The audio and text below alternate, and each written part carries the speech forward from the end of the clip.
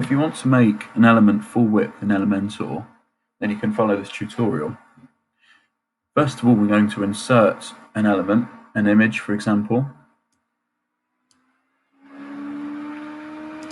Choose image, and we're going to insert this one here. Now, you then need to click on this button here at the top of the element and make sure it's marked as full width under layout. You also want to make sure that columns gap is marked as no gap.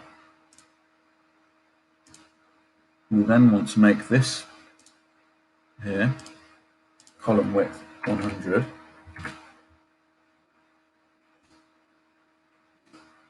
and the style of the image, under style, we want to increase the size of the width and the max width, and there you go, a full width element in Elementor. And you can use this to make any of these elements here full width.